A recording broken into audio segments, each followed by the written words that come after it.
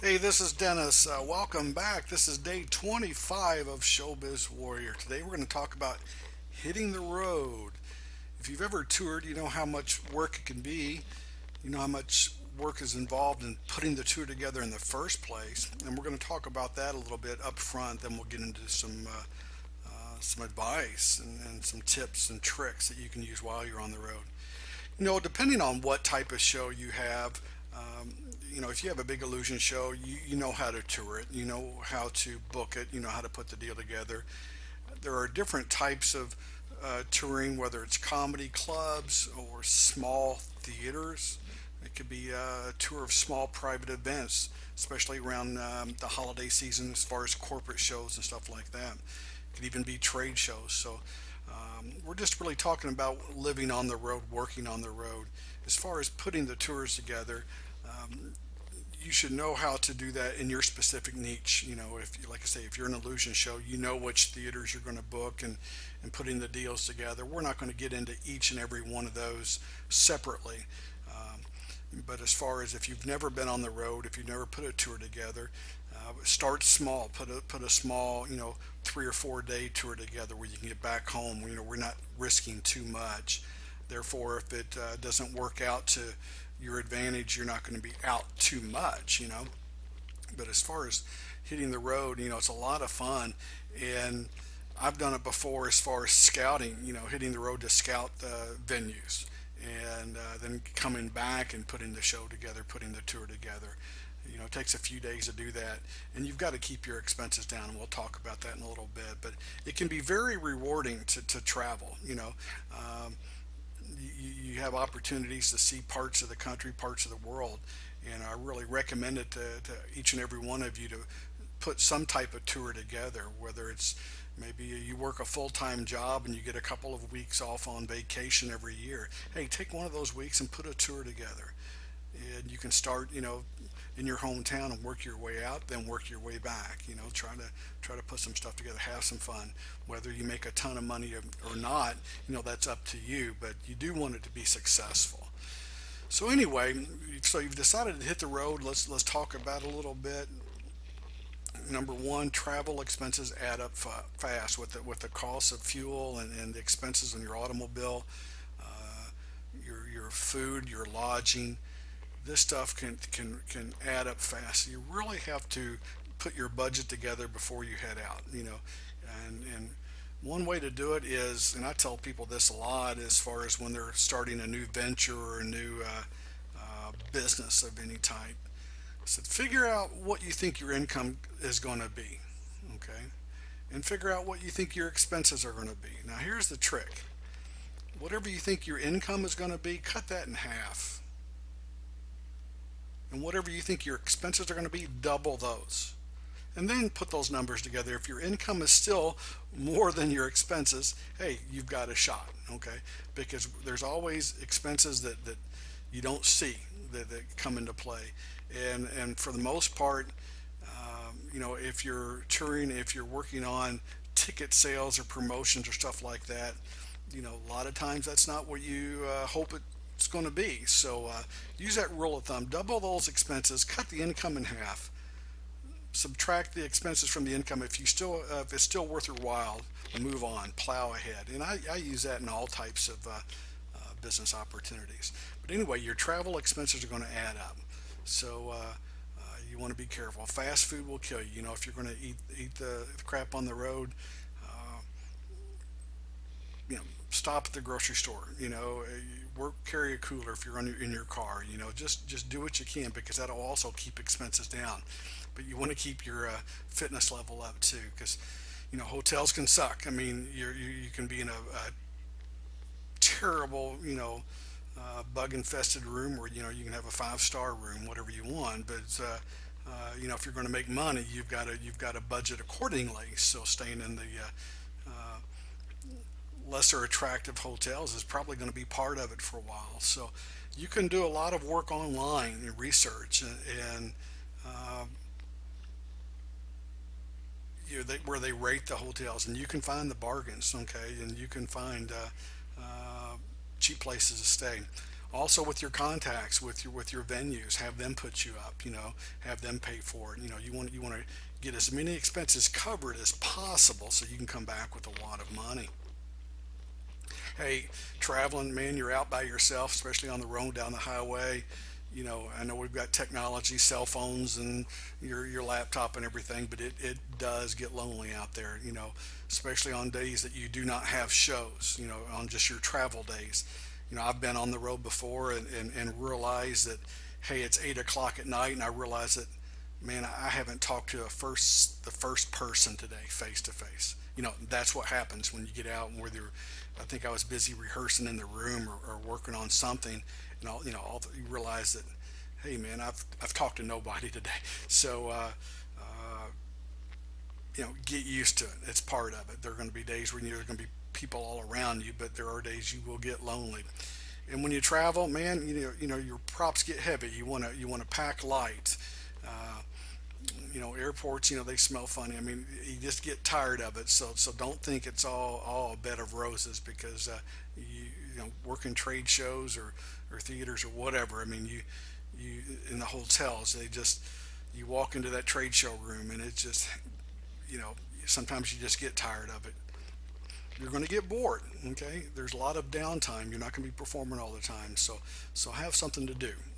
Just if you want to go sit in the bar and drink yourself crazy, you can do that. I don't suggest that, but find something to keep your mind going. I mean, if you're online, you could be updating your social media sites or whatever, but you will get bored. So find something to keep you busy. All those things I just talked about, that's what you're actually getting paid for: the travel, the bad food, the bad hotels. I mean, that's why you're charging what you charge. Okay? I mean, that's the work. That's the work that's involved, the behind the scenes, the grunt work. That's what you actually get paid for doing. Performing the show on stage, that's just a reward. That's playtime. That hour you're going to be in front of the crowd. That's just a reward for all the headaches that you've put up with. Okay? So, I mean, it's not, like I say, it's not a bed of roses, but it can be very rewarding, and it still beats a day job. Okay? Now, if you want to give it a try, get on the phone. Put your tour together. Put your small tour together. Whatever your niche is. Even if you're doing restaurants, book a few of them. Okay, whether it's comedy clubs or small theaters or community theaters, that'll take a lot of work. If you've got the illusion show together, you've already had the tour together, you really don't need too much help in this arena. But get out and try it. It's a lot of fun. Now, here are 10 keys for a successful road warrior. Number one, if you're not early, you're late. And this is not just on the road, this is everyday business. Okay? We can't stand it when someone's late. And if you're booked for a 1 o'clock show somewhere and you tell the person that hired you that you'll be there at noon, be there at 10 minutes till noon. Be there early. Okay? If you're not early, you're late. That's all there is to it. So you need to be early ever and give yourself time. Give yourself time for, if it takes 20 minutes to change a flat tire, if it takes, build this stuff into your schedule, okay, because it will happen. So give yourself time. If you're not early, you're late. You need to remember that. The smaller you can pack, the better you are. I mean, the better you're going to be as far as work involved. And don't lug too much stuff around. If you've got a fly, you're going to pay a lot of freight on that, on your props and stuff. If you're driving, you're going to be packing in 4 and 5 trips to the car. I mean, so always be thinking of making it smaller and lighter. Okay, you don't have to fill the stage with 10,000 pounds of equipment to entertain your audience. So. And I think this is something I think the older folks get. The more you want to pack small. We've lugged it so many times. We set it up. We spent the hour and a half setting it up. So you're always thinking about how can I do this without spending all this time the loading it in, breaking it down, setting it up, doing all that. So always be thinking about that, especially when you're traveling, man, because it gets to be a pain. Hey, take care of your body. If you're going to be out on the road, I mean, there's hopefully there's a gym there in the hotel. If there's not, I remember heading down to Branson first couple of years, and I used to go in and just go to scout and make contacts and stuff like that. And I know I'd be gone for a week to 10 days, but man, I carried dumbbells with me in my car. I don't know what I was thinking, but just to get that little pump when you wanted to work out. And I think they're 20-pound dumbbells. Now I carry a stretch band, which does the same thing, and it weighs 10 ounces. Uh, and on earlier in the program, I gave you a link to where you can buy one of these stretch bands. Carry it with you, just for a good workout. You can stretch, you can pump yourself up with it, and you don't have to be lugging dumbbells up hotel stairs. Man, I've done it many a time. So anyway, but that was important to me. I wanted to feel fit for meetings or for show or whatever. You want that edge, and that's what taking care of your body will give you. It will give you that edge that you need.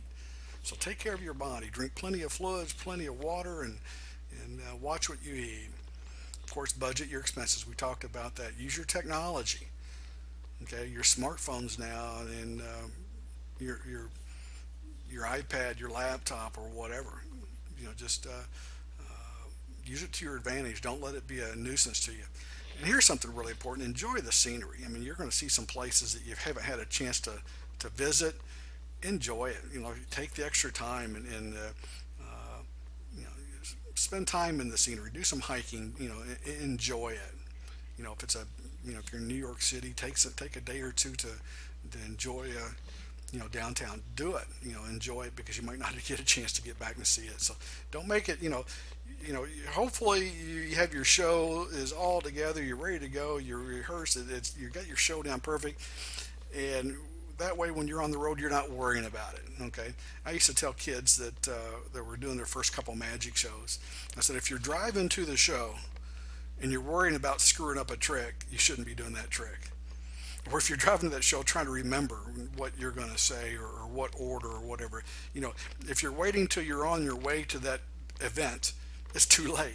So hopefully you have everything together where it allows you to enjoy the scenery, because you're, like I said, you're putting up with the travel. That's the pain in the butt, but hopefully you're going to enjoy the scenery, and make some friends. I've met some people that are lifelong friends just by happenstance on the road, at restaurants, on a farm once, just you're going to meet some neat people. And that's what it's about. Here's something important: save some money. Okay. Budget. Save your money, budget. I mean, because when your tour's over, you want to have a pile of money. So don't blow money on stuff you don't need. I mean, this just gets down to basic budgeting, basic personal finance, basic business finance. You have your expenses, you have your income. Your income has to have a taller stack. You need to have a profit at the end of the day. So that's your profit and loss. So the more money you can save. Now here's the thing. You can cut your expenses by $100, and that's really probably $300 less that you have to make at the event. Because part of that $300 income is going to your expenses. So we're going to be talking about that here in the next module on giving yourself a raise. But the more you can save, the more you can keep your expenses down. That takes pressure off the income. Okay. And have a backup plan when you're on the road, when you're traveling. I have a box in my credenza back here that's about a little bit bigger than a shoebox, cardboard box. And I have a 45-minute stage show inside of that box. It's not my normal show, but it is a show that I can do easily. Okay. And it's lightweight. And this is for whenever I lose my luggage, lose some, I've heard of plenty of performers had their cars broken into or their racks are stolen. And it's just a nightmare. But they've got a gig that they're contracted to do. So you hear stories about guys going to Walmart at 2 in the morning trying to put a show together. Okay. I have this box here with the mailing label on it. and my wife can get that to me just about anywhere in the world the very next day.